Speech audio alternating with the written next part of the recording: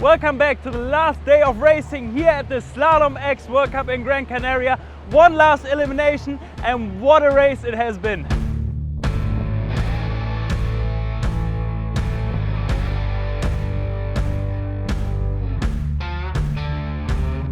We made it through a lot of days of spectacular racing, and we have one more race to go, which is going to decide everything. Well, not really, but one more race today.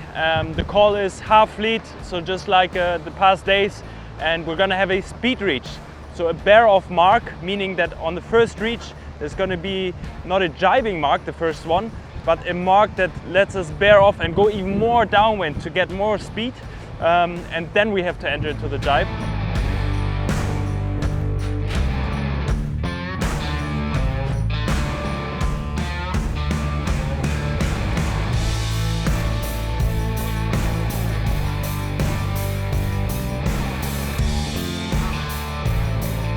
I go full, I tried not to crash, for sure, of course.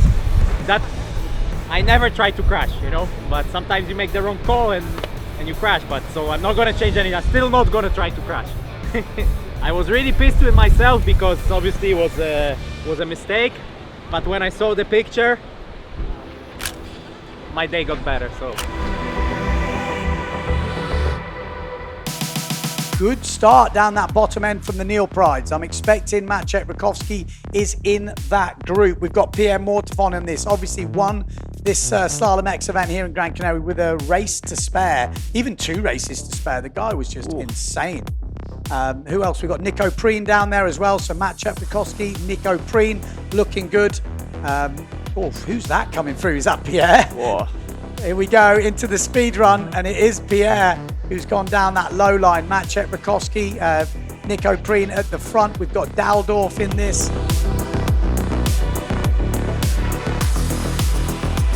In fact, a few of the guys not actually making it downwind enough because they're on smaller sails maybe.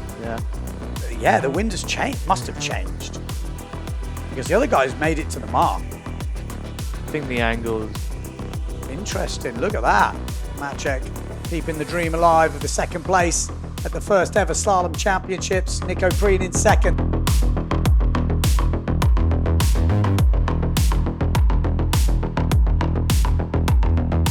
It's just there, isn't it? Yeah, Pierre Mortefon also there, then Daldorf keeping the dream alive, and Jimmy Tieme as well. Keep your eye on 6th place.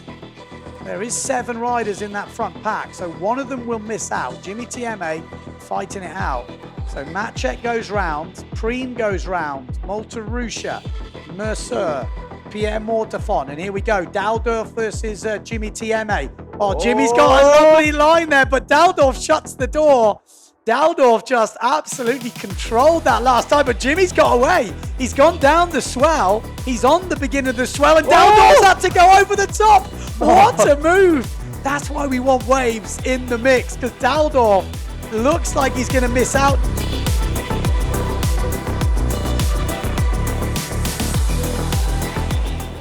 This wasn't a speed reach, this was a downwind of death. Like just go as much downwind as you can, and it still wasn't enough to reach the mark. Don't think that was the intention of the speed reach. I mean, the first reach was already kind of a speed reach all the past days, and now you're just trying to go as deep downwind as you can to kind of reach to the mark. Don't think that's the intention, but made it through. I think they adjust the first mark, but how much you can adjust it? It's so downwind. Like no matter how much they adjust it, it will still be downwind, you know. All the reach are downwind. I told them before the second one is okay, and after it's always downwind. So also the last one. Yeah. You're already like trying to get. I finished maybe 15 meters on the mark. And you try to go downwind, no? Last final for this competition, and I really wanted to show what I can do out there on the race course. Last year here in Gran Canaria, I won the last elimination of the event, so could I potentially do it again? Most of the big guns are here. Let's see who could win the last one. You know, maybe Amado's pushing for the win. You know, that could be the way. Nico Preen trying to guarantee that top 10 spot as we're coming up to the final. Tati Franz was looking a little bit. Oh, there we go. Someone gunned. Was that Matteo? Okay, let's have a look because it won't make any difference. But I tell you what, it will when we look back at it. Oh, another one. People dropping like flies right now. Let's try and work out who it is. Jordy Bonk looking good down this bottom end. I think Nico Preen has got a good run here. Yeah, someone broke their mast, we're hearing. But it is going to be Nico Preen who drives around in first place. So Nico Preen in first, Jordy Bonk in second, Pierre Mortefon in third. Then we've got Matteo Iachino in fourth place. Nico Preen, could he win? He wants this top 10. Yeah, he wants that YouTube video to finish on a high. Nico Preen to finish with a banger. On the way out, he's hardly in the water on this reach, Nico Preen. He's been airborne the whole way through. Nico, not great jibe from Nico. Jordy's there. Jordy's on a swell here, but can't quite get down it. Yes, he does. Powers down the swell. Jordy Bonk and Nico Preen are going to have a really good battle as Pierre Mortefon and Matteo Iachino are batting it out behind for third place. Who will win the last elimination here in Gran Canaria for this epic World Cup? 9 days of just crazy action. Nico Preen is getting super loose as we come into the inside jibe mark. Looked like a good jibe from Preen. Gets the power on. Jordy Bonk just narrowly missing the mark. Pierre Mortefon coming round. Matteo Iachino coming round. Macker. Could he get it for the YouTube fans out there? Let's see. He is the El Presidente of the PWA. Will he win the last elimination? Nico Preen. A little bit of pressure now, wants to win this, doesn't want to fall on his face on the last hurdle. Oh, he's had to go over the swell. That could be the difference maker. Preen has gone over the swell. Jordy Bonk comes inside. Jordy Bonk slips inside. Nico Preen, Pierre Mortefon has a go. We're going to have a real battle now. Jordy Bonk from Holland against the Nico Preen from Germany in an out-and-out speed battle all the way to the line. Nico has got some flat water here. Jordy Bonk is going up top. Nico down the bottom end. It looks like it's going to be so close. Nico Preen might have just got this. No, Jordy Bonk. No, Nico. No, Jordy. I don't even know. I think Jordy might have just got that. I don't even know. What a finish. I couldn't even see the finish. What a finish. I knew I can do it all along. Super close with Jordy. I knew I would gas towards the end, so I just tried to keep it together, not crash. I don't often, usually I'm not nervous at all, but there was a little bit of nervousness in there because I knew he was behind me. I knew he would push and I knew it was going to get close, and now we don't know yet who won.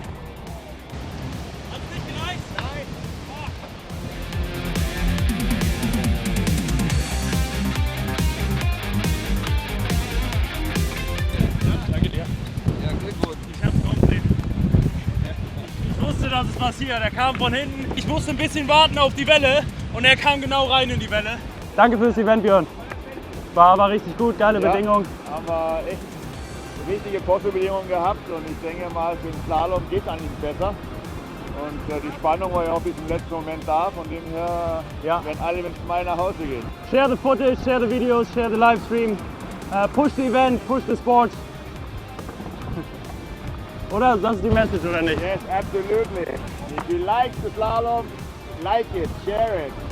And always join us on our live broadcast because that's what we need, more audience to get bigger sponsors. So super stoked that in the last elimination I could show what I'm capable of, and with just that last elimination I jumped 3 places from 10th, which I had been sitting on for quite some days now, into 7th position in the final ranking.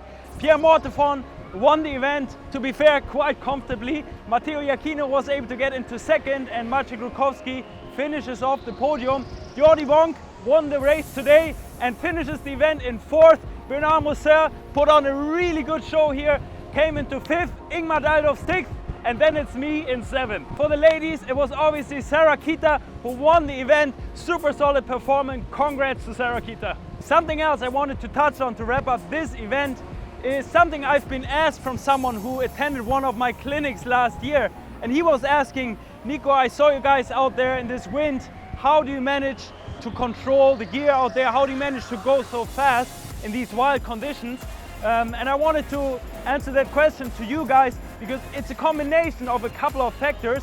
and we also ask a couple of other guys, a couple of the other pros, what they think. One tip to survive in these choppy conditions is hanging there and bend your knees. I think that's the best tip that I can give. It's definitely not easy, but first I think you need to trust yourself and go for it, because if you don't chill in and don't really go with your equipment, it's super hard to survive. And the easiest tips I will give you is just to put longer analine and to sit down.